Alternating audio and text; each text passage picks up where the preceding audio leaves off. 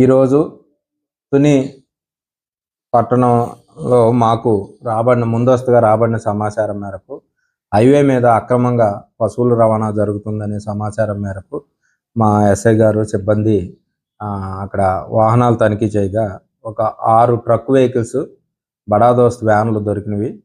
వీటిలో 36 ఆవులు, ఎద్దులు మొత్తం కలిపి 36 చాల్తీలు ఉన్నవి. వీటిలన్నిట్లు కూడా ఎటువంటి ప్రికాషనరీ మెజర్స్ తీసుకోవడం లేదు. సరైన ప్రికాషనరీ మెజర్స్ లేకపోవటం వల్ల, అలాగే వైలేషన్స్ ఎక్కువగా ఉన్నాయి. దీనివల్ల వీళ్ళందరి మీద కేసు నమోదు చేసి ఈ 6 ట్రక్ వెహికల్స్ని కూడా సీజ్ చేస్తున్నాము. అలాగే ఈ పశువుల్ని సంరక్షణ కొరకు గో సంరక్షణశాలకు తరలించడం జరుగుతుంది. ఈ పశువుల అక్రమ రవాణా ఎవరు చేసినా కానీ ఉపేక్షించం, కఠిన చర్యలు తీసుకుంటాము. కాబట్టి ఈ వైలేషన్లు ఇవి జరగకుండా ఉండాలని, అక్రమ రవాణా ఎవరు చేసినా తగు చర్యలు తీసుకుంటామని తెలియపరుస్తున్నాను. 36 ఇవి విజయనగరం సైడ్ నుంచి వస్తున్నాయి. ఏలూరు అటువైపు వెళ్ళిన తర్వాత నాకు తెలిసి ఇవి అక్కడ మళ్ళీ వీళ్ళు ఈ కొంచెం తీసుకెళ్ళి అక్కడ మొత్తం ఒక చోట డంప్ చేసి అక్కడ నుంచి మళ్ళీ కంటైనర్లకు వేసి హైదరాబాద్ వైపు కానీ, ఇటు చెన్నై, నెల్లూరు వైపు కానీ తరలిస్తున్నారని సమాచారం. ఇవి అందరి మీద తీసుకుంటాం, దర్యాప్తు చేస్తుంది.